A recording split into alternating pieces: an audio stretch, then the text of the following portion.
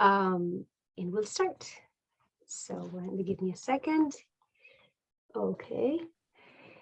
So hello, everybody, and welcome to the second meeting of the speaker series, Women, Tradition, and Change in Israeli Society, sponsored by the Bellsberg Postdoctoral Program in Israel Studies, the Department of Classics and Religion, and the Department of Anthropology and Archaeology of University of Calgary, in collaboration with the Bet Midrash Adevot Women Weaving Tradition. It is a pleasure to welcome Dr. Zehorit Asulin, who will lead this second session.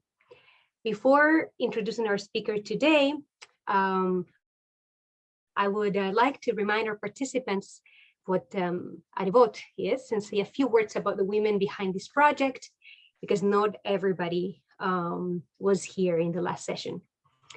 So Adevot is an organization in a Bet Midrash, a house of learning in Jerusalem, devoted to the study of Sephardi Mizrahi Judaism and history from a feminist perspective. It is the first Bet Midrash of its kind, and it's a true laboratory of feminist Jewish thought, on top of being a community of women from the most diverse backgrounds, a multi-generational community where women from different approaches to Judaism, tradition, change, and feminism meet. For me personally, Adevot is home, a place where I feel safe, understood, and supported. And also, as I said last time, the place where I've learned everything I know about Jewish feminism and Mizrahi feminism. Now I will introduce our speaker, Dr. Zehorit Asulin, who's a clinical psychologist and one of the founding members of Bet Midrash Adevot. She received her PhD from Bar Ilan University. Her expertise is focused on the relationship between psychology and multiculturalism. She approaches diverse social phenomena in Israel, as well as the human condition in general, from an interdisciplinary perspective. She is a founding member of the Bet Midrash Adevot, whose mission, as I mentioned before, deals with the intertwinement between feminism and tradition. She's also a mother of two girls, and in her own words, she has grown with them and at least thanks to them. I will add that I deeply admire Zehorit's ability to bridge worlds and heal wounds. I have learned so much about how to confront my own contradictions thanks to Zehorit's teachings. So it's really a pleasure for me to have her here today with us. And I hope you will all learn as much as I have in the past. So welcome, Dr. Asulin. So thank you, Angie, for the invitation, for the warm words. I'm excited to be here, and I'm curious to see what our shared time and minds will come together. So first of all, feel free to join the discussion, because it's built like a lecture, but it's not really a lecture, it's a dialogue, and I'm sure that you're very wise women and men. I don't see men here. Maybe there is, I don't know. There are some. Oh, there are some, okay. One, I've seen, yeah. One. Okay, it's Jose? Yeah. Okay. So, I'm sure you have to contribute from your wisdom to our discussion. So it won't be rude if you stop me, ask questions, or enlighten us with some thoughts of you or some insight. And also I want to apologize about my English. It's not so well, not my vocabulary, and my accent, and the worst one is the grammar. So if your intention is good, and my intention are good, so we'll do it together, right? So I want to start with a little short experiment, okay? So like psychologist, I want to ask you for associations. free associations. I'll copy here in the chat box a link. Okay, just a minute. I'll put it.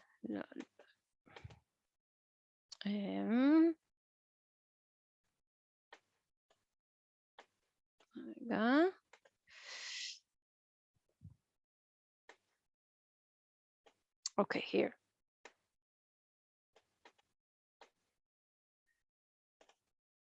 Okay, so here's the link. You can get inside and write 2 words that comes to your mind when you think about tradition. Okay, 2 words. Don't think too much. Okay, whatever comes to your mind.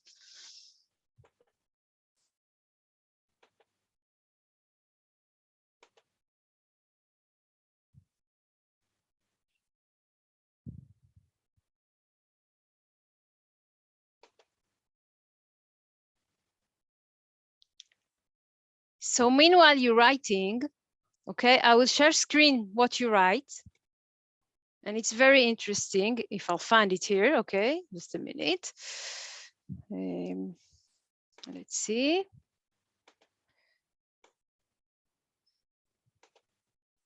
Okay.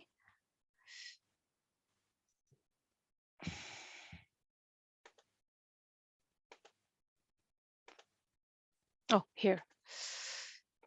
So the biggest word is the frequency, most frequent words that you wrote. So you, as you can see, it's family.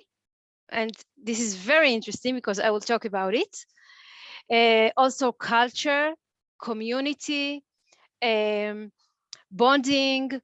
Oh, it's very nice words. Symbolic, generational, ritual, loyalty, identity. Wow, I can finish here. Okay, this is my lecture. Okay, this is the words. So this is come to mind. I thought you will write some of you will think about maybe how you say it, Angie, shamranut. Conservatism, but you didn't, and it's a surprise for good. So when I talk today, I want to define to clear our idea, to define what I mean when I say tradition and what I mean when I say psychoanalysis. Okay, so just a minute. Let's see. Okay, so you can see now the presentation. Okay. Okay, so now you can see 2 definitions, right? Okay, so maybe one of you will read. It will be better than we should say some of you. What we see right now is the first, only the first slide. So it's not good. Just a minute, I'll show you. You can just, when you share screen, you can just like play the, oh, there you go. Okay, I hope now it's good. Yeah. Okay, so maybe some of you volunteer to read what is psychoanalysis and what is traditionism. I can read one. Oh, thank you, Mary. Psychoanalysis, method of treating mental disorders shaped by psychoanalytic theory, which emphasizes unconscious mental processes and is sometimes described as depth psychology. The psychoanalysis as a theory of how we form our subjectivity, this theory has huge influence on Western culture. It is also a methodology for analysis and understanding cultural phenomena. Okay, so this is what I mean when I talk to psychoanalysis, not just as a treating method, but as a perspective to phenomena in the world. And traditionalism, if you can read, if it's okay. Hannah, do you want to read? Yes, I can definitely. Okay, thank you. So traditionism Thank you. is, no worries, is a dialogical stance in relation to tradition. It is a concept that denotes an individual's or a community's loyal yet reflective, favorable and even sanctifying in principle, yet interpretive, critical, and selective in practice attitude towards what they view as the tradition that constitutes their identity and, that is constitutes them as subjects. So this is a definition of Yaakov Yadgar, is a theological and sociological researcher, and he said that tradition it's like a ideological stance. It means we think what we get and we think about what we get. We are active about what we get from the previous generation. We're critical about it, and we cherish it, but we are also examining it, okay? So it's a very complex stance. So that's what I mean when I talk tradition. Okay, I want to see you, so just a minute. I'll come back to my text. Okay, so at first sight, it seems a little unusual to integrate tradition and psychoanalysis. Psychoanalysis is engaged with the individual and his selfhood, and tradition focuses on community. Yeah, you wrote it. We were educated to believe that they are conflicted forces and that there is some constant tension between the individual and the society. I won't talk about a theological here or halachic debate, okay? It won't be my issue here. On the other hand, it won't be also about the psychoanalytic technique or about the differences between the psychoanalytic theories.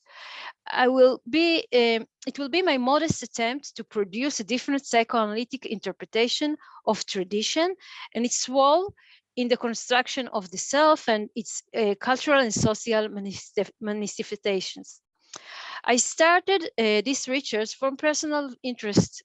As Angie told you, I'm a clinical psychologist and was trained from a psychoanalytic perspective.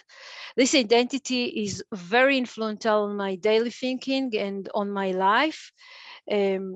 Just a few minutes ago, my daughter told me that I'm too much interpretive. Everything I see, I interpret.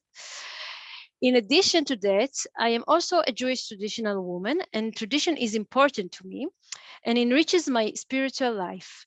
Sometimes it feels like I am living with contradicting values as a result of this part of myself.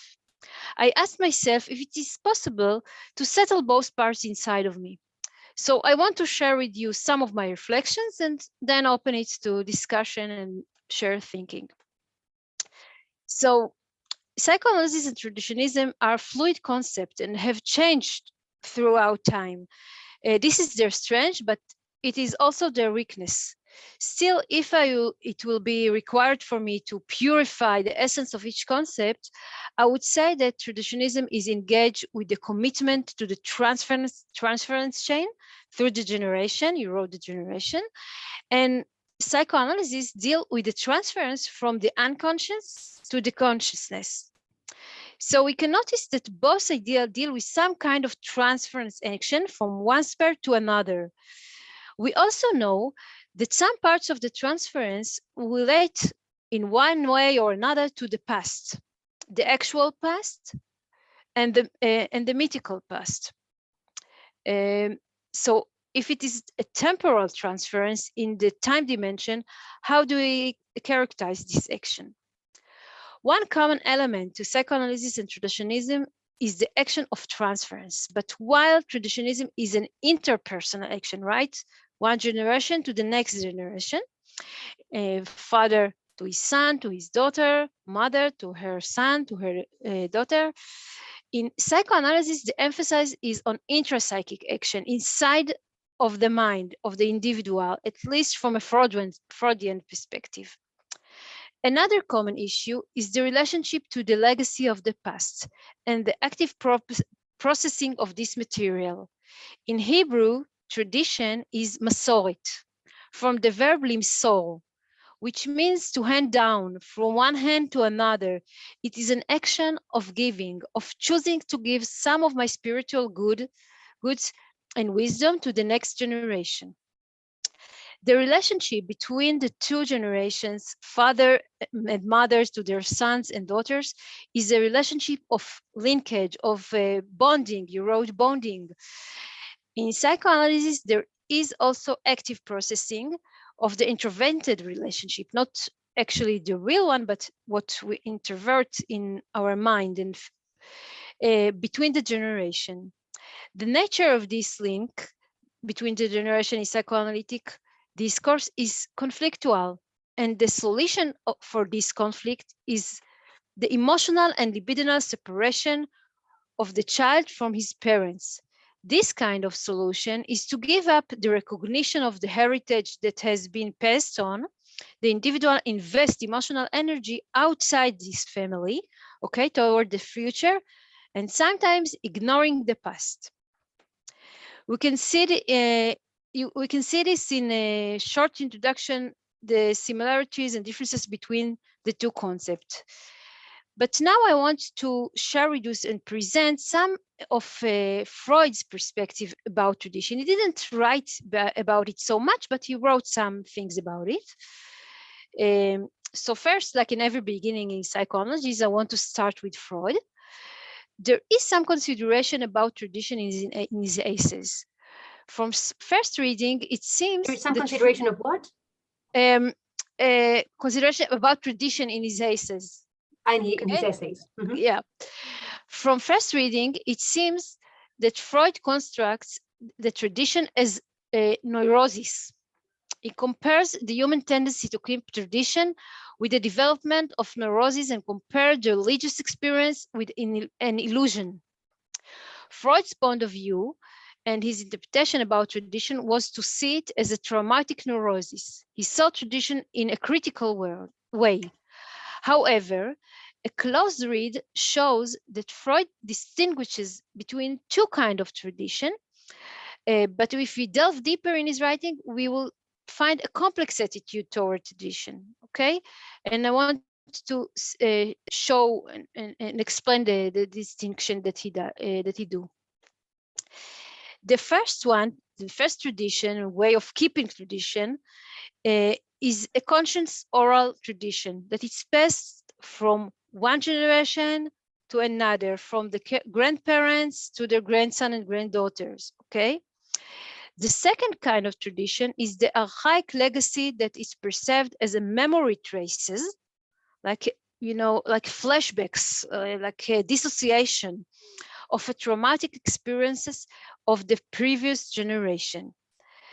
This kind of tradition has a compulsive character and manifests itself in a religious phenomenon and extreme religious phenomenon like rituals. And the first kind has been processed by rational and logical thinking, okay, and it's not contradicting to human rights and human thinking. On the other hand, the archaic legacy, okay, the second kind of tradition is unconscious. So what are the traumatic themes that fill the unconscious by Freud, okay? The central theme is murdering a tyrant father and the feeling of guilt about it until the present. If you hear, I guess you heard about the Oedipus complex, or okay, but to show you, I want to show you a little that we understand. I want to show you a little a short movie. Let me see if I can find it that will explain it, because I want that you understand the difference. Just a minute. Okay.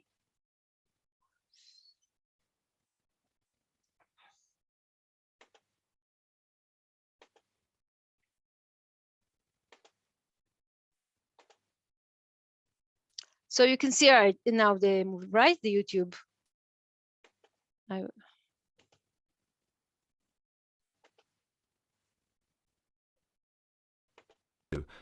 But not in that way. Oh, come on, please don't put thoughts like that in my head. That's not exactly how Sigmund Freud saw it, though.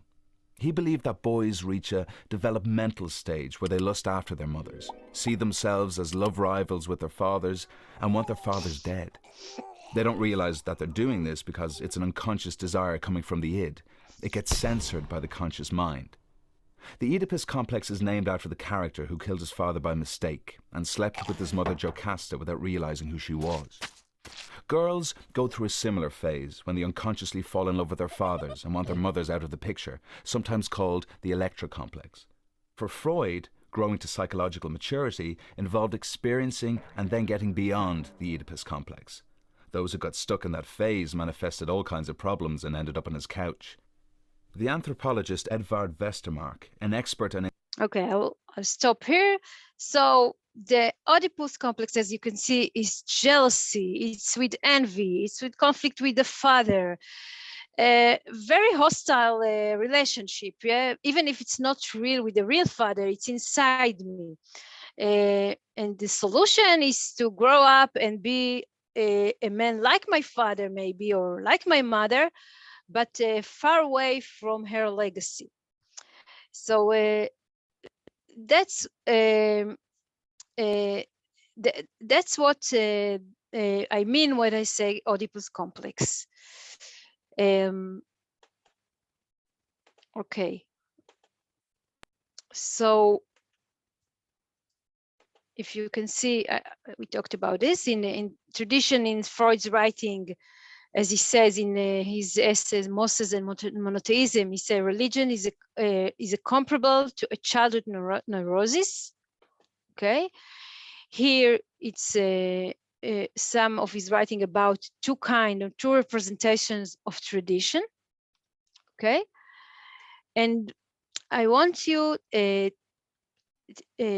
explain how it's influential about not just on individuals but also on the world, because our overview and perspective, it's in a revival way on the world, and in some way examine our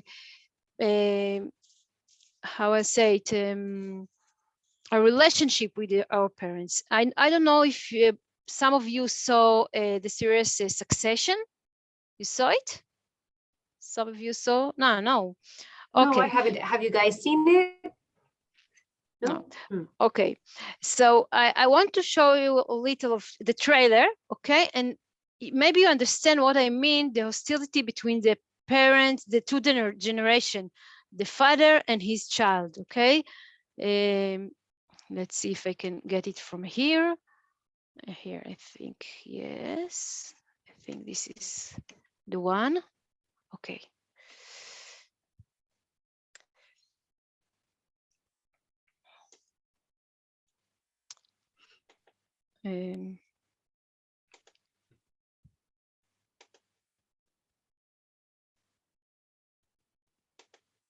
Yeah, okay.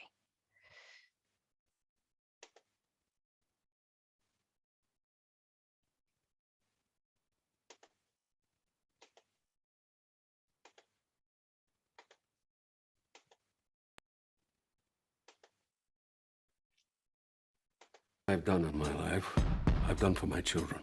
I know I've made mistakes, but I've always tried to do the best by them because I love them. Have you thought about the possibility that your children are actually scared of you? Oh, fuck off. I want a broadcast network. I want to see what other news operations we can sweep up. Local TV? Dad, nobody watches TV. Why shouldn't we do all the news? Well, Kim Jong pop, because that's not how things work in this country. We have a major problem. He's erratic. He's making bad decisions. If he's not careful, he's going to destroy the company. Emily, you gonna do something? I think I'm the best option. Oh, right, because you like playing boss. This is my vision. I take over, you two under me. Under you. Can we think about it? Of course. I thought about it. Fuck you. This family's broken, and that has consequences. Kick out the old man, in with the new guard. Where you been? I was meeting about a prospective job. With your father's enemy? Disagreeing with Dad is not treason. You want this enough to go to war with your family. It's rebellion. Sabotage. Deliberate attempt to undermine my whole business. That's the death pit. Take a look. I feel like I might not like it in the death pit. Stock's gone below 130. We could death spiral here. Who's in charge right now? It's my company. You are a fucking nobody. Okay, so it's a great series. You should see it. And it showed the tension between the father and his son, his older son, and all his children, and the jealousy and hostility and the revival there is between them. Now, I want to suggest a bridge from oral continuity tradition to the transformation of archaic tradition. And I want to use the Jewish myth, okay, to do so. It's just a suggestion. Just a minute. Okay. I would suggest to think the family relationship as intergenerational commitment. I will add one more option of the myths that involve in the construction of subjectivity and the development of civilizations. Professor Elaine Amado Levi Valency, French-Israeli psychoanalytic and philosopher, argues that the Oedipus complex is embedded in Western culture and acts toward the destruction of the generations. This myth makes us believe that we can live in a parentless society. Our collective minds lead us to think that the development of the civilization depends on some degree on forming subjectivity that includes erasure of the generation chain. Some of its manifestations are seen, for example, in advertisement that the world belongs to the young. In the Jewish tradition, the formation of subjectivity is a little bit different. Okay, and I start from Abraham, that leave his father, his earth, his country, and he requested to leave his father's home. Okay, and the Lord said to Abraham, "Go forth outside the country and from thy kindred, and out of thy father's house, and come into the land which I shall show you." So in first reading, we can see also a demand from Abraham to abandon his family, all his familiar world, including his father. But if you notice, the mother is not here. He is not leaving his mother heritage. And also he doesn't have to murder his father, okay? Just get away from him. Another interpretation for this story is that Abraham left before God said it to him, okay? Abraham first left his country and his family, and then the Lord asked him to do so. So how can we understand the expression lech lecha, go away, leave? Another researcher, Yitzhak Binyamini, suggests that we should see it as a promise from God to Abraham for the continuity, okay, from the continuity of generation. This is the moment that Abraham and Sarah get the promise to be redeemed of their infertility. The second story is when Abraham stands in front of his son Isaac, in the binding of Isaac, Akedat Yitzchak, and when the moment comes, the voice tells him to stop his mission and not to kill his son. It has been said to him, "Do not raise your hand against the boy or do anything to him, for now I know that you fear God, since you have not withheld your son, your favorite one, from me." So Valency suggests that Abraham's test is not to do human sacrifice, but to be capable to stop the culture from human sacrifice. It was pagan culture, okay, and it was common to kill your sons, and now he asked to stop it in public.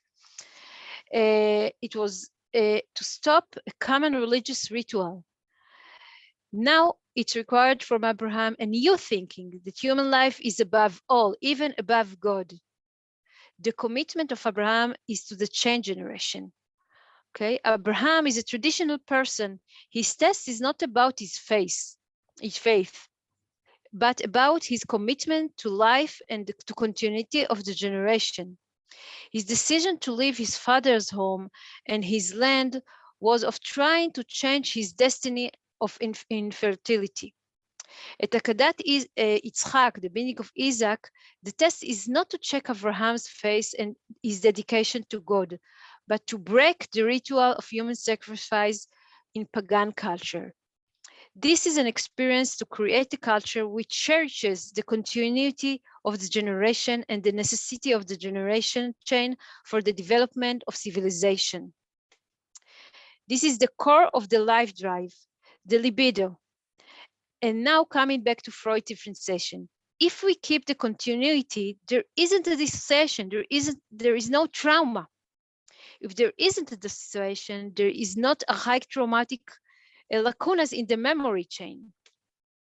The heritage keeps going from one generation to another. I interpret tradition not like a mission to keep it like a treasure, but rather to continue the creation work from the point that it had been stopped. The mission of traditionism is to keep legacy alive and relevant, even if their previous owners are gone from this world. In that way, the chain of tradition is a chain of life, the heart that continues to beat through the human generation. The old wisdom of our father and mothers are now serve us with the new knowledge that we accumulate by its integration to the new reality and challenges that stand in front of us. So how traditionalism can contribute to psychoanalysis and vice versa. So if we think also about this mythos, okay, not just the Freud mythos of Oedipus complex, so maybe we can look it as one more possible model of the personality and not an exclusive one. It is possible to build the structure of the consciousness like that, but it is not necessary, okay? Maybe our focus should be on whether there is a possibility for another internal schema between parents and their children. Maybe the pagan and the Jewish mythos can be complementary keys to these questions. Maybe there is enough room for thinking not just through hierarchy, competition, conflict, revival, but also think through commitment, bonding, good relationship, okay, that filled with care, solidarity, compassion. Its legacy of giving a cherishing life. And how thinking psychoanalysis and tradition side by side can enrich our perspective about daily universal. The traditionalist attitude can expand solidarity and humanity's responsibility for the previous and for the next generation. It can help balance the alienation and characterize that characterizes Western culture. If I perceive myself as a part of historical chain, I will feel more committed to the people who were here before me and the people who will be here after I'll die, okay? This will appear as a care for the ecological crisis, a sensitive attitude toward the elderly, especially here now in COVID time, we see how it is important. The Oedipus complex creates a perspective for mental and emotional growth, but we go through conflicts and fights with the previous generation. But is this the only way to grow up and form subjectivity? The Jewish myth shows us that change, innovation, and growth depend also on continuity and on the life chain. We have a role in renewing and processing the legacy that has been deposits in our hand. So if I want to sum some of my ideas, so I think that the main idea is that there one possibility that that Freud built for us, the Oedipus complex, but it's not the only one. I think that the myths of Abraham and his son Isaac, okay, it's another option how we commitment to the next generation, how we commit ourselves to their ideas of the next one and the previous one. I didn't show you I was so, okay, just a minute here. So I think it's relevant to our life. This is the, I will send you this through Angie next. This is the psukim. How you say, Angie, psukim in? The verses. Verses of the Bible. Okay. This is the books of the research that I reminded. So I think this is, and the ecological crisis is an issue that's relevant. And if we feel solidarity to our next generation, with more commitment to solve this problem. Okay. Also the ageism and the relationship to the old one. Okay. This is another issue that I think it's very relevant to think through this mythos. So tradition is a change, but it's also keep something from the past. That's all. Thank you. Thank you. Thank you, Zehorit. Thank you for this great talk. There are some questions. Leah Shakdiel, maybe she wants to read them out loud. Leah, do you want to share your comments with Zehorit, or do you want me to? There you go. Well, first of all, Zehorit, I'd like to get your lecture in writing and go over it again, and also your references. This was absolutely right on, you know, it's like it's exactly, I think, the message that we need. And I can see how the project of Arivot comes into the picture here. I was thinking about the feminist critique of Freud.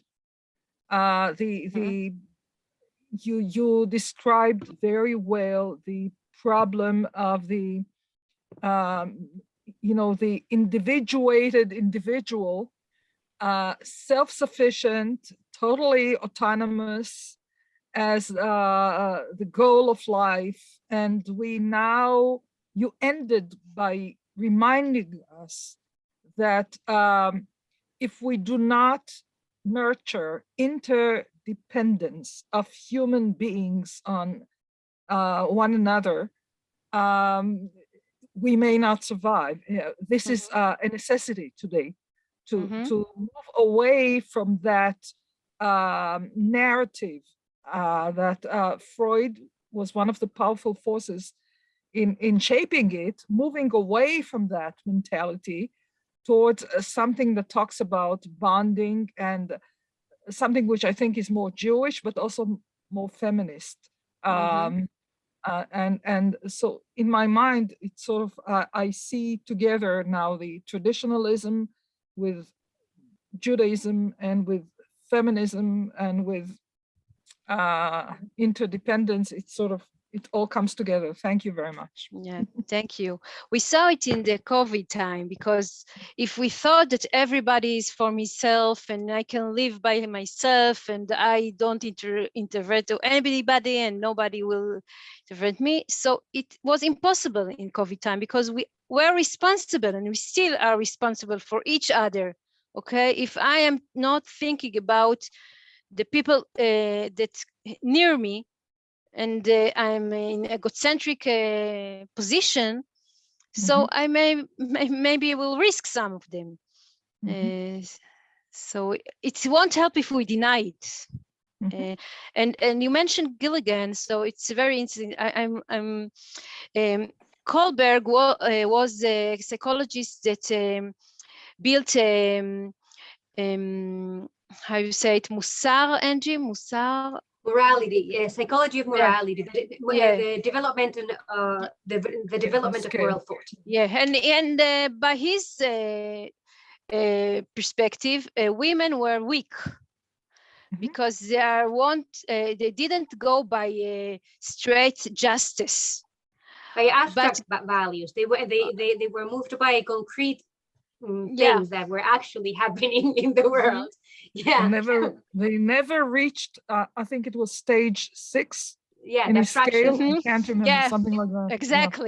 exactly. So Gilligan, that was his student, criticized this and told us and does in a research that the women have different An ethic of care. Yes. values in their moralities, and the values is relate to relationship, to care each other, to concern. So this is the difference between both of them. And actually the last wave of Jewish feminism, some of my students are here, and we're now reading The Obligated Self by Mara Benjamin, and it's actually about this, the idea that abstract thought in moral development is a higher stage than actually being able to respond to a need, to someone's call, literally, not like Levinas speaking about the call of the other. No, an actual, like someone in front of you who is calling. This abstraction that we got so used to, even in Jewish philosophy, not only among psychology of development, and that some of us, me at least, fell in love with, this language of the call of the other, God is existing in between two people, and I loved it. But then it's like there was also something in that abstraction that was unfair and irritating and annoying, and it's like, okay, but who's doing this? You're not doing this, but you're in your room writing all this. So your mom is doing it, your wife is doing it, your daughters are doing it. So don't we have something to learn from this? And then build theory based on that. I think that it's one way to talk about it and one way to do this and live by this. But when you talked, I have one memory from my mother. I think if I'll ask my mother if she is a feminist, she says she's not. But in her way, in her behavior, she was very feminist. And I see her feminism and her Jewish traditional feminism by taking care of everybody in our house all the time. And in that way, she was like a big boss of our house. And I'm sure that your mother's also like this, that's in a way she always was in a leadership, in a leader in our family. So I think that the message was that we always have to keep to take care to each other, the sister to each other, the parents, and I think it's very important message that a little bit gone in our culture today, in our Western culture. And I think it's the COVID time is like, it's like a lesson to, like a bomb. I'd like to highlight something else that you said, Zehorit, which I find it's like a gem. When you speak about subjectivity, how can, and you say that subjectivity within tradition hinges on the idea of creativity. You know, if the individual is creative within those bonds, okay, of tradition, and that creativity opens not only to the road to personal expression, but also to change. But it's a change which is not destructive. It does not deny the contacts, and it does not disrupt them. But it's a kind of creative, and I think that the word creativity here is that you mentioned is the key. It really is the key. It's not the individual with walls around him, and I say it in the male gender specifically, okay? It's not the walls around me which make me a subject. What makes me a subject is my ability to be creative and to contribute to change. When I talk to with my student, I say to him that diversity, it's not a privilege, it's a necessary key to our culture, because when I find myself with the people who are different from me, this is the potential of creation. They give to me something that I don't have, and I give them something that they don't have, and we are creating together a new thing. If I will be with myself, with no other, or I will be with the people who are like me, so there is how I say it, it's a little bit דל, איך אני אגיד? Yeah. Missing, it's something missing, it's not rich. Yeah, exactly, yeah. Okay. Yeah, like poor, yeah. Yeah. I wanted to ask a question, of like a conceptual question. So what you're suggesting is that putting together the Oedipus complex as a myth, as a structuring myth of our culture, and the binding of Isaac as another myth, allows us on the one hand to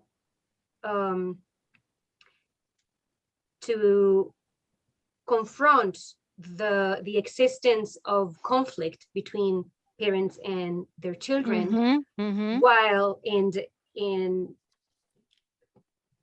while also rescuing the value in that relationship, and in what is transmitted in that relationship beyond the traumatic relationship. Like there might be a lot of value or a lot of things that we would like to preserve and give continuity to from the world of our parents, regardless of the traumatic elements of that relationship, meaning this representing that relationship only through the model of the Oedipus complex that doesn't allow us to heal in another way, or doesn't allow us to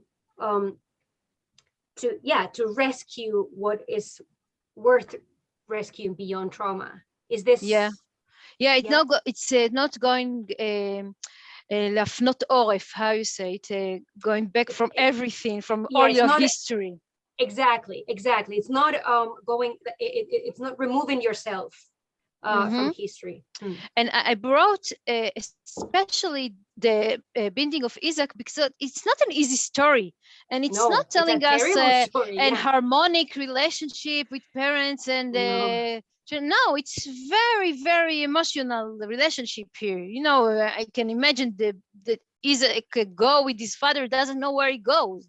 Okay, but at the end, there is no murder here. At the end, Abraham stop and go back and allow his son to live. And maybe we can say that God told him, but maybe you can say it was inside voice that told him, no, life before everything. Life is important. Human life is important. Yeah. So I wanted I chose this myth because I didn't want to tell you that the Jewish mythos is a very good relationship, very deep relationship. No, it's very complex relationship. But at the end of in the moment of the test, in the moment of truth, Abraham go back and live and keep his son alive. I I want to encourage we have another 10 minutes. I want to encourage the students also to ask, and also not only the students, anybody who asks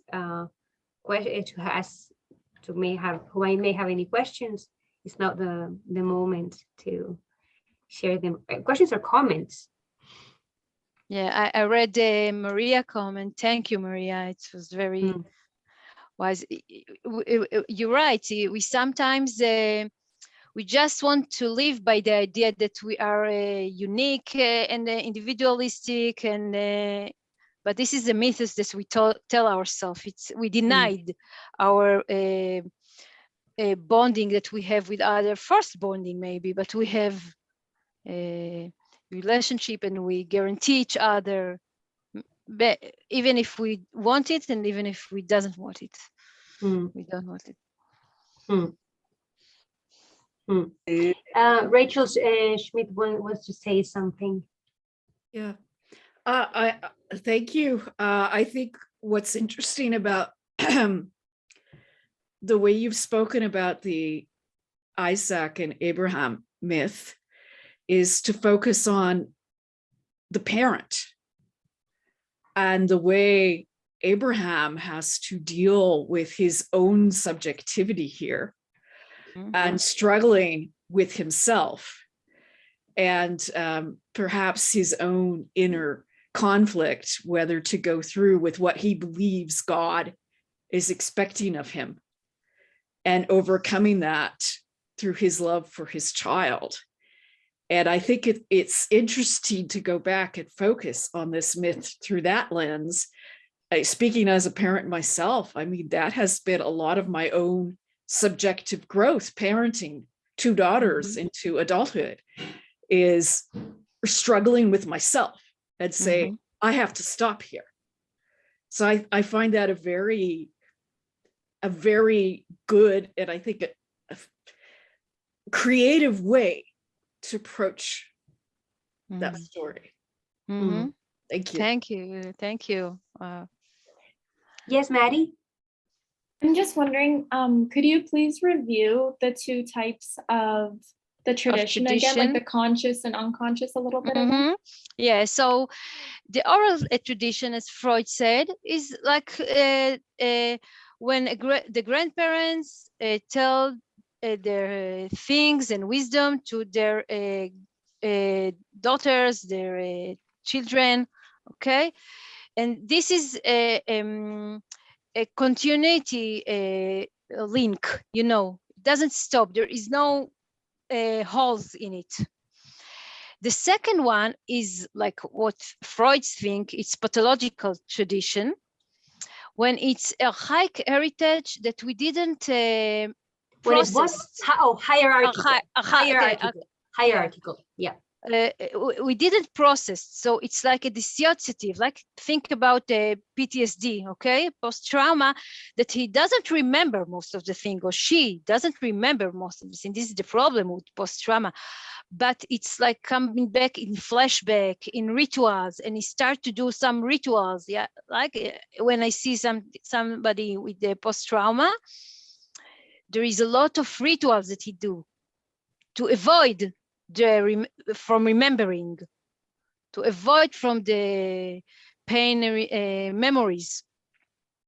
So this is what Freud said, a pathological heritage, or because the way the trauma didn't, we didn't process it.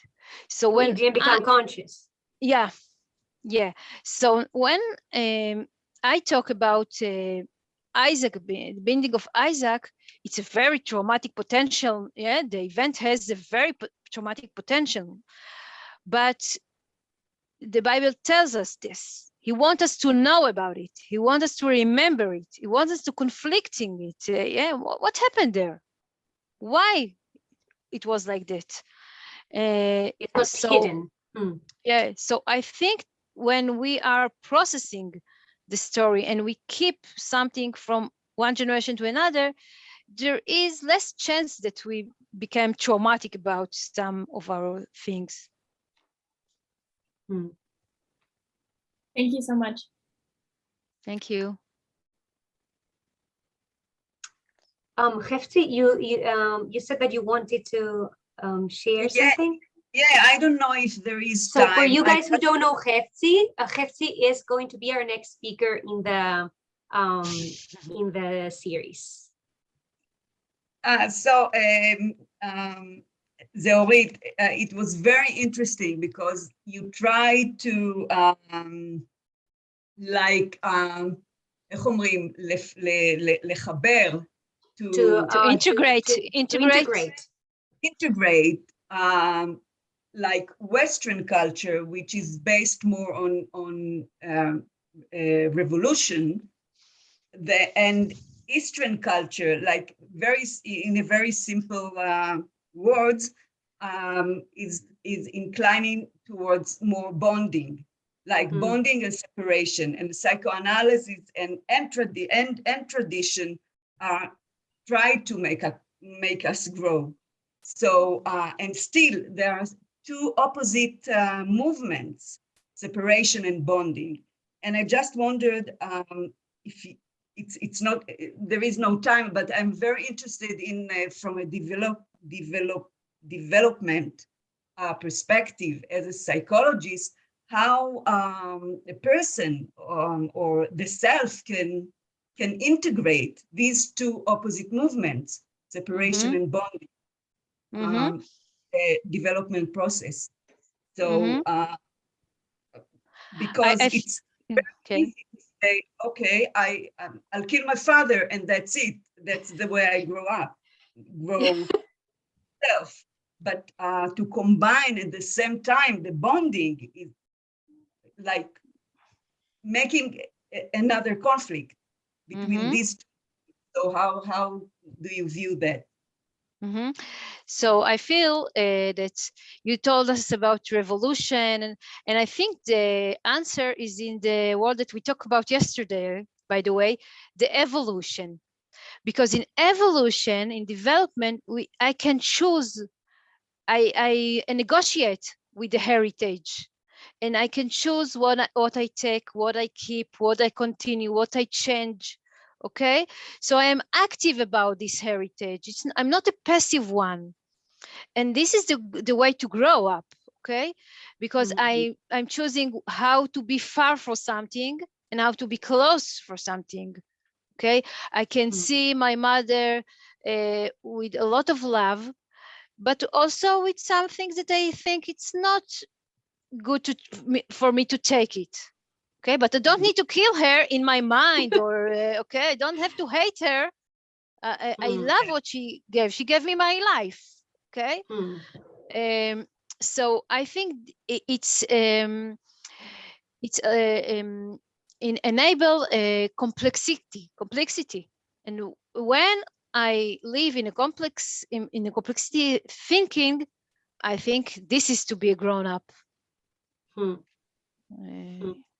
Yes, there is a wise sentence. I love it very much. I tell this to teenagers. Mark Twain told us that when he was 15, he thought that his father is so stupid. When he became 25, he saw how his father became very wise. So I guess his father didn't change so much in 10 years.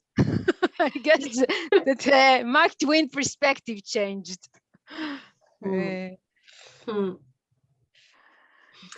Thank you so much, Zehorit. Really, thank you. Thank you.